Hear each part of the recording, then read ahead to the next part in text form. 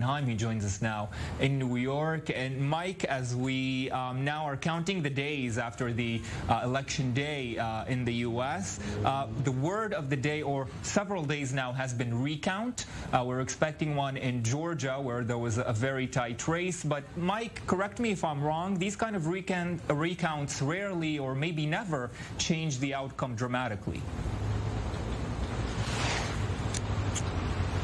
It's incredibly rare that they do, Ayman, and usually when they do, the race is so tight to begin with that a swing of maybe 10 votes, 100 votes tops, can swing a race one way or another. Donald Trump has an uphill climb here in any potential recount because none of these races that remain, whether it be Michigan, Wisconsin, Arizona, what have you, in North Carolina, none of these races are particularly close, and the level of the margin right now is outside what a recount would reverse according to U.S. history. However, the Georgia Secretary of State, under much pressure from Georgia Republicans and national Republicans, is going to order a hand recount in Georgia. Now, by state law, they have to certify results there by next Friday. The Secretary of State making the announcement about an hour ago, saying that it's going to be done county by county. He'll devote extra resources to doing it. They're going to hand recount all 5 million votes there in Georgia.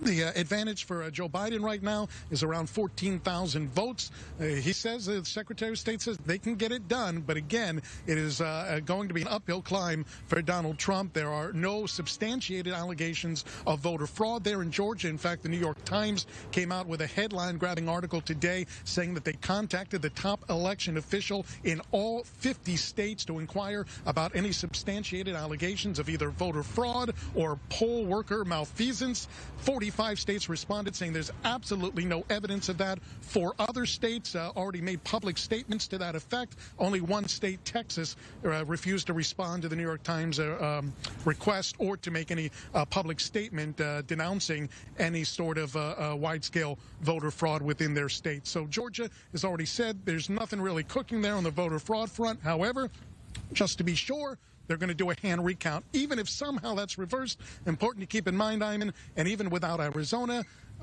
Joe Biden has already surpassed the 270 electoral vote threshold. He's already up to 279, even without Georgia, even without Arizona.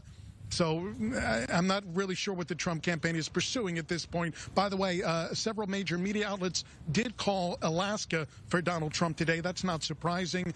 They did also call the Senate race in Alaska for the incumbent Republican, Dan Sullivan. He defeats Jewish doctor Al Gross, an independent who would have caucused with Democrats. Gross, a commercial fisherman and a doctor who once lived on a kibbutz in Israel. He goes down in defeat in what otherwise was an upstart campaign and actually made it relatively close there in Alaska. That victory for the Republicans guarantees them at least 50 senators in the next Congress.